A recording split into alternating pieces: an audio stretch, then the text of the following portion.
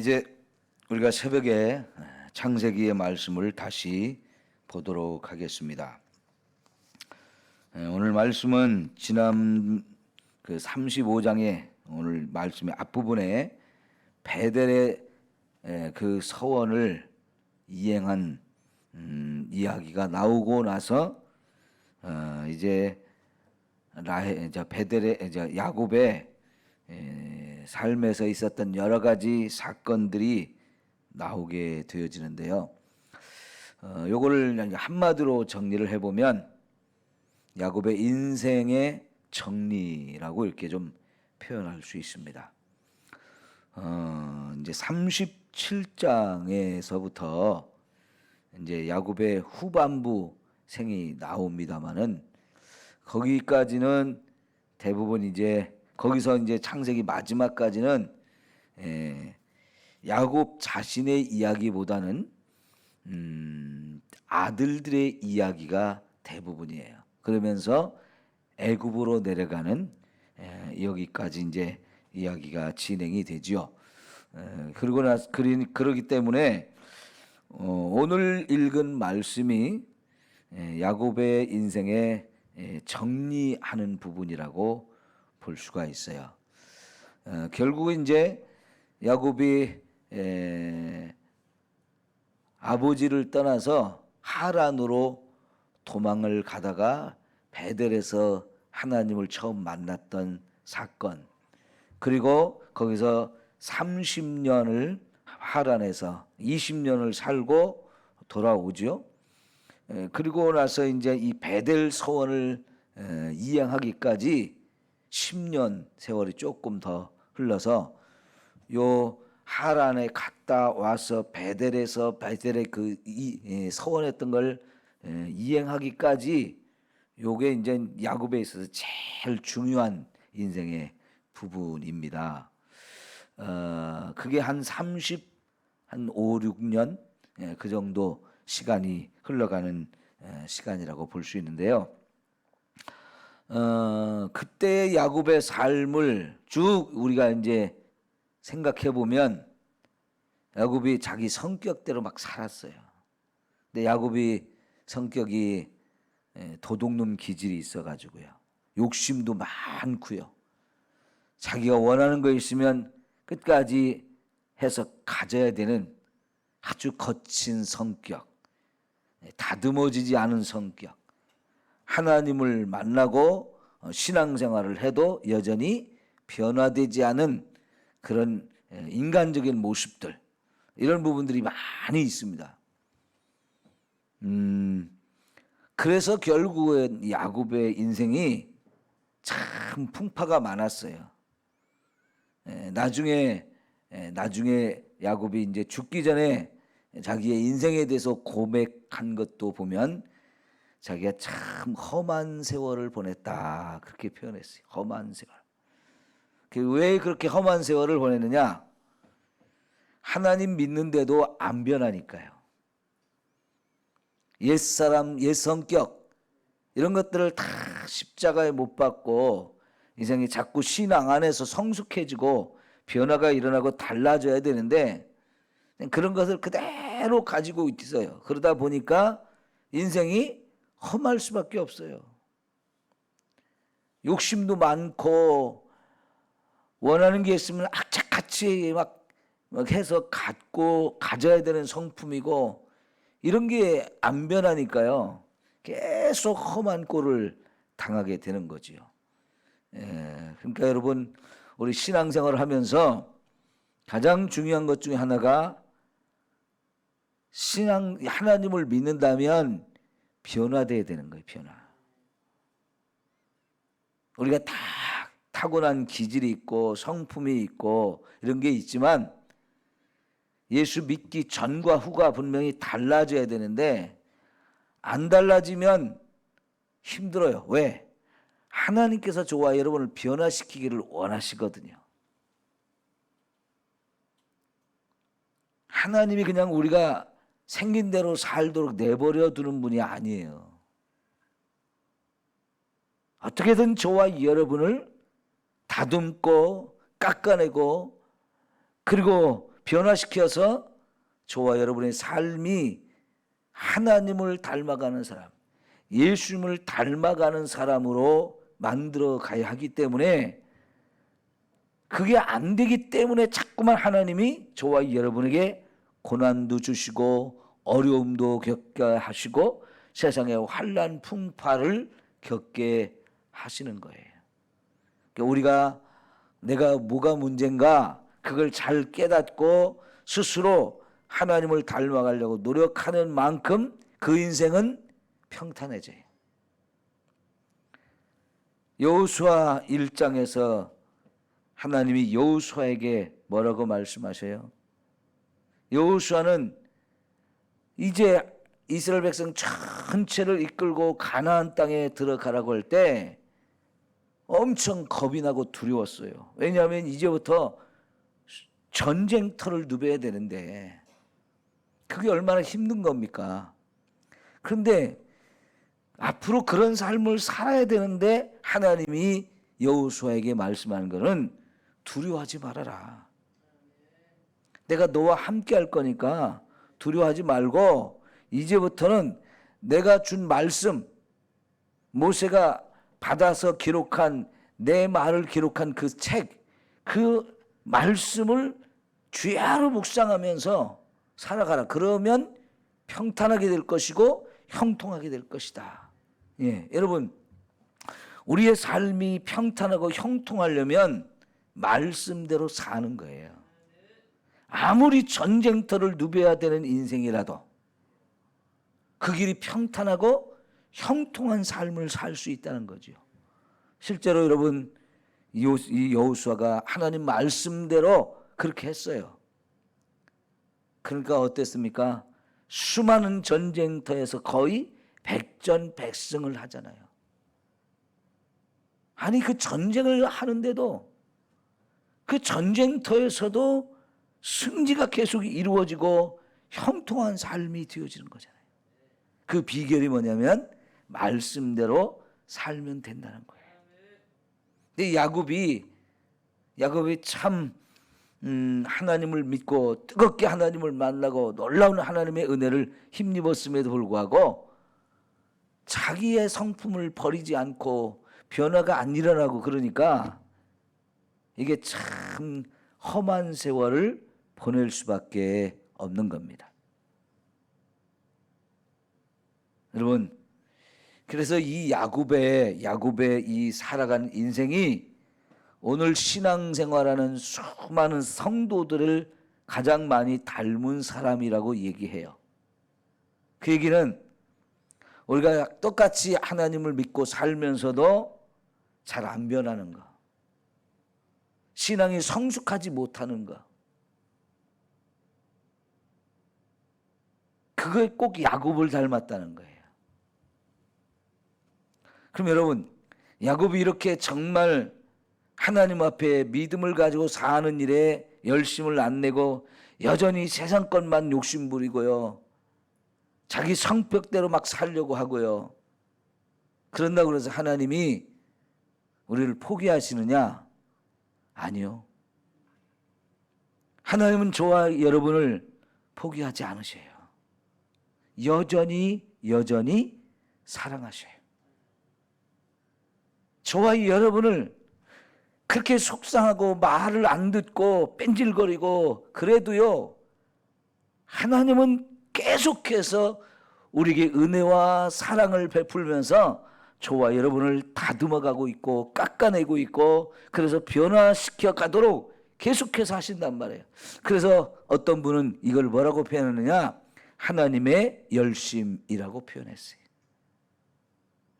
하나님은요, 우리가 말을 안 들으면 안 들을수록, 신앙생활을 엉터리로 하면 할수록 하나님은 더 우리를 사랑하고 더 힘을 써가지고 우리를 변화시켜 가기를 원하신다는 거예요.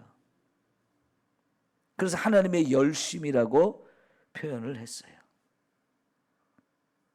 하나님이 저와 여러분에게 그렇게 사랑과 은혜를 더 많이 베풀면서 우리 변화시키려고 그렇게 열심을 내는 걸 우리가 얼마나 이해하나요? 그 하나님의 마음을 얼마나 이해하나요? 우리 옛말에 미운 자식 어떻게 한다 그래요? 떡 하나 더 준다 그러죠. 왜 떡을 하나 더 줄까요? 미운 대로 해버리면 그 인생 끝나는 거예요. 그죠? 저 꼴도 보기 싫어. 근데 그게 누구예요? 내 새끼예요, 내 새끼. 내 자식이란 말이에요. 그러니까 믿기는 하지만 관계를 끊어버리고 포기할 수 없기 때문에 미운 대로 하지 아니하고 떡이라도 하나 더 주어서 관계를 회복시키고 더 끌어안고 계속해서 변화시킬 때까지 기다려주고, 이게 사랑이잖아요.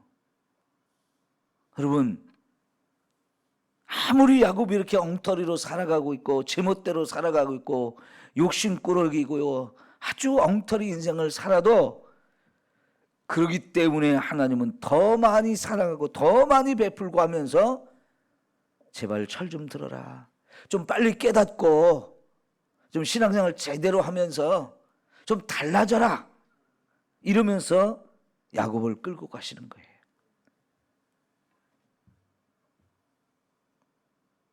왜 그럴까요?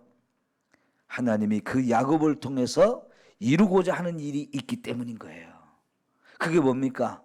아브라함부터 계속 시작되어지는 이 언약, 그래서 예수님을 통해서 성취해가는 우리 인류의 구원의 역사, 이 하나님의 구원의 역사를 야곱을 통해서 계속 이어가고 또 그 아들들한테 물려줘서 그 아들들도 계속 이어가야 이게 하나님의 구원의 역사가 흘러갈 수 있기 때문에 그래요.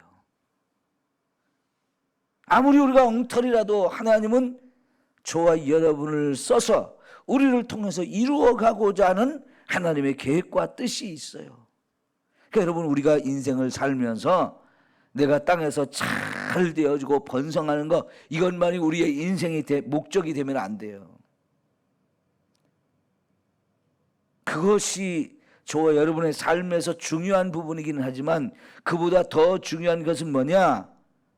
하나님이 나를 어디에다가 어떻게 쓰기를 원하시는가, 그걸 빨리 깨닫고 내가 거기에 쓰임받으며 살아가는 것, 그게 우리가 세상을 살아가는 가장 중요한 이유예요. 하나님이 저와 여러분을 세상에 보내시고 지금도 사랑해 주시고 지금도 은혜를 베푸시는 가장 큰 이유가 그것 때문에 그런 거예요. 하나님이 나를 통해서 하고 싶은 일이 있다는 얘기예요. 그러므로 여러분, 우리가 이 땅에서 잘 먹고 잘 살고 번성하고 여기에만 마음을 쏟으면 안 되고요, 하나님과 나와의 관계를 중요하게 여기십시오. 저는 여러분이 이 매일매일 새벽에 나오는 이유가 너무너무 중요하고 잘하고 있다 생각해요.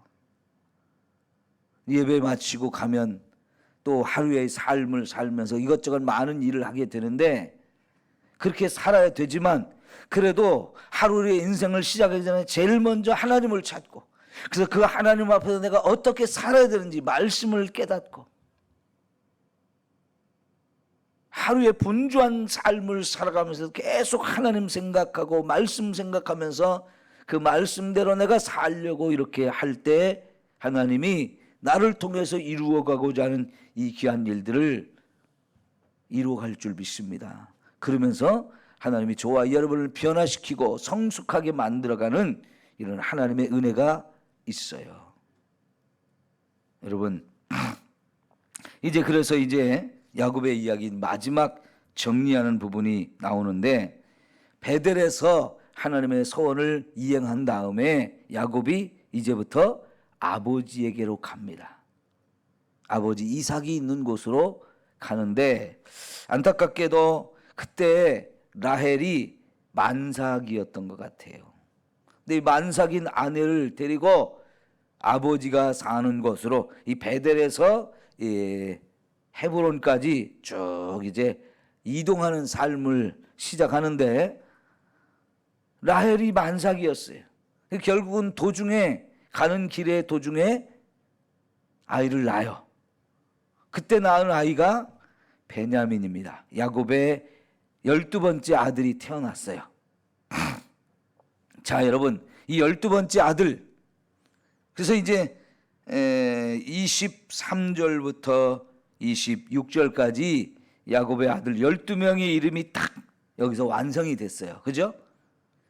이게 뭐냐면 이제 이스라엘 12지파가 완성이 된 거예요. 그 야곱까지는 계속해서 이 하나님의 언약을 계승할 자격이 없는 사람은 자꾸 쳐내는 이런 작업이 되어지는데, 야곱에게 와서 그것이 12아들을 낳으면서 거기서는 이게 완성이 되면 여기부터는 확장되어지고 이 야곱의 후손들이 점점 번성하고 확장되어지는 그런 일을 시작하는데, 그 일을 시작하는 데 있어서 출발이 12아들을 낳는 거였어요. 그러니까 하나님이 이제 12명의 아들을 마지막으로 라헬을 통해서 베냐민을 주셨고요. 그런데 그 12번째 아들을 낳은 라헬은 어떻게 했어요? 죽었어요. 그래서 거기 베들레헴 에브라시라고 하는 이 베들레헴의 장례를 치루어 주는데, 그럼 이 라헬을 생각해 보면 이게 뭡니까? 신약의 말씀으로 이렇게 라헬의 삶을 마지막 요 죽음의 모습을 보면 한 알의 밀알이 땅에 떨어져서 썩지만 거기서 열매를 맺게 하는 거야. 야곱의 진짜 아내는 라헬이잖아요. 라헬이 이제 마지막 아들을 낳고 죽었습니다. 그러나 결국은 어머니는 죽었지만 이 12아들이 다 완성이 되어지는 걸 보면 결국은 이 라헬이 하늘의 땅에 떨어져 썩는 밀알로 우리가 확인이 되어지죠. 여러분, 하나님께서는 저와 여러분 이렇게 땅에 떨어져 썩어서 많은 열매를 맺는 하늘의 밀알이 되라고 말씀을 하시죠. 우리 박정희 권사님 사시던 곳이 일맥원이라고 하잖아요. 일맥원. 그게 뭡니까? 일맥이라는 뜻이 하늘의 밀알이에요. 하늘의 밀알이라는 뜻이 맞죠? 네, 일맥원. 바로 그런 뜻입니다. 자, 그러니까요, 하늘의 밀알이 땅에 떨어지면 그게 썩은 것 같은데 거기서 싹이 터가지고 엄청난 열매를 맺게 돼요. 이 라헬의 인생이 그렇게 끝나요. 의미가 있죠. 자, 그리고 나서 이제 12아들 이렇게 정리가 되어지는데, 안타깝게도 라헬을 베들레헴의 장례를 치르고 또 계속해서 가는 과정 속에 에델망대라는 곳에 잠시 머물렀는데, 거기서 야곱의 이 12아들 중에 장자 루벤이 자기 어머니의 몸종이었다가 아버지의 첩이 된 빌하와 통간을 하게 되어지는 사건이 벌어졌어요. 이거는 성경적으로 보면 굉장히 큰 죄거든요. 비록 서무이지만 아버지와 이미 한 몸을 이룬 어머니 계열이에요. 그죠? 그런 분과 이 루벤이 통간을 해버렸단 말이죠.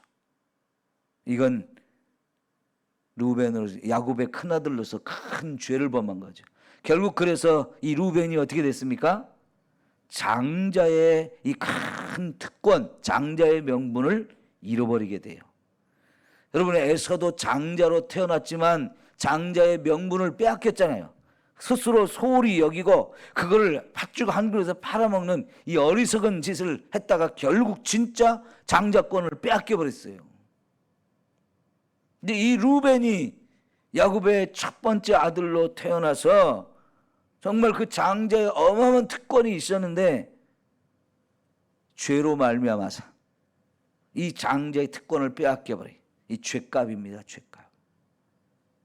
이후에 진짜 누가 이 12아들 중에 누가 야곱의 장자가 되어지느냐, 장자권을 누가 갖느냐, 굉장히 치열한 다툼이 벌어지는데 결국은 물질적이고 세상적인 이 장자권은 11번째 요셉이 가졌어요. 그러나 여러분, 언약의 계승자로서 진짜 이스라엘의 왕권을 갖게 되고 예수 그리스도가 태어나는 이 장자권은 누가 가졌느냐? 유다가 갔잖아요. 그런데 제사장 가문으로 선택되어져서 영적인 장자권은 누가 갖느냐? 레위가 가져요.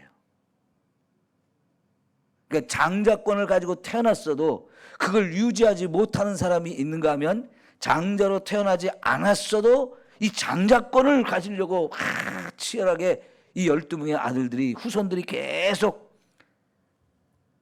치열하게 경쟁을 하거든요. 그런데 그 중에서도 이렇게 요셉이나 유다나 레위는요, 각각 장자권의 한 부분씩을 받게 돼요. 그러니까 여러분, 하나님의 축복을 사모하십시오.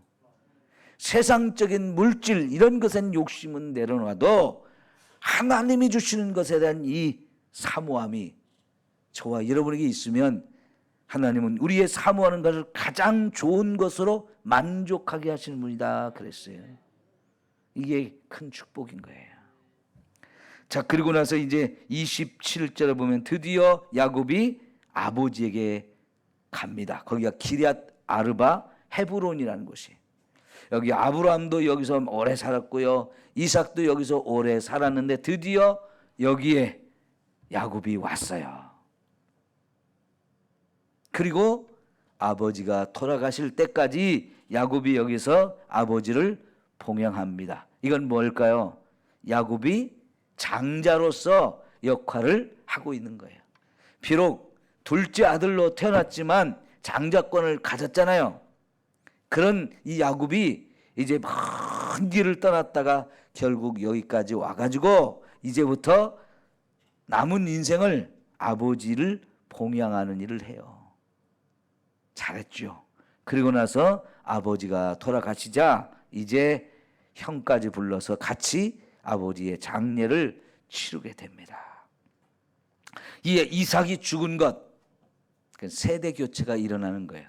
세대 교체가 일어나기 바로 전에 야곱의 12아들들이 완성이 됐잖아요. 그죠? 그래서 이제 이삭은 자연스럽게 이제 죽고 야곱의 일생이 이제 펼쳐지는데 지금까지 이미 야곱의 일생을 쭉 이야기를 해왔어요.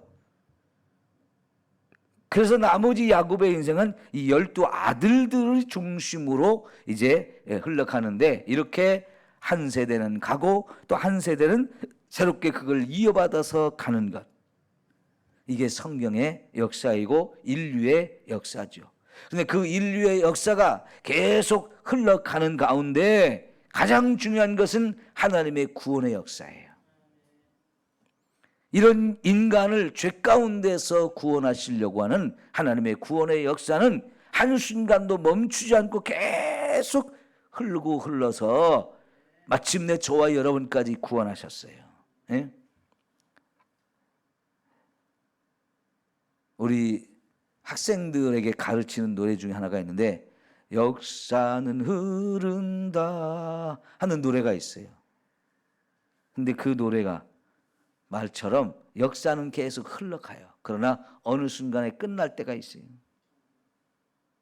그러나 그 세상이 끝날이 오기 전까지는 역사는 계속 흘러가요. 근데 수없이 많은 역사들이 흘러가지만 그 중에 제일 중요한 역사는 하나님이 우리 인간을 구원하려고 하는 역사예요. 그 하나님의 구원의 역사는 저와 여러분이 잘하든 못하든 상관없이 끊임없이 흘러가요. 못하면 못할수록 더 하나님은 더 큰 사랑과 은혜를 베풀어서 우리를 구원하시려고 하세요. 그리고 우리를 변화시키려고 하고 우리를 통해서 놀라운 하나님의 계획과 뜻을 이루어가려고 해요. 여러분, 오늘 저와 여러분이 그런 하나님의 계획과 뜻을 이해하고 내 자신을 하나님께 자꾸 드리는 삶을 살아야 돼요. 하나님 나를 좀 써주세요. 내가 하나님 뜻대로 살게 해주세요. 하나님의 뜻을 이루어가는 그 일에 내가 쓰임받는 인생, 이게 굉장히 중요한 거예요. 하나님이 그거고 개 나발 불지 말고 난 내 멋대로 산다. 그거 제일 어리석고 미련한 인생이에요. 그렇게 살면 인생이 무상한 겁니다. 인생 무상이라고 하잖아요. 남는 게 없는 거예요. 그러나 여러분, 하나님의 손에 붙들려 쓰고 그래서 하나님의 뜻을 이루어가는 이런 인생은 결국은 하나님이 영원히 기억하는 아름다운 이름, 하늘의 별과 같이 빛나는 이름이 되어지는 거죠. 오늘 저와 여러분의 인생이 그렇게 살기를 축원합니다. 기도합니다.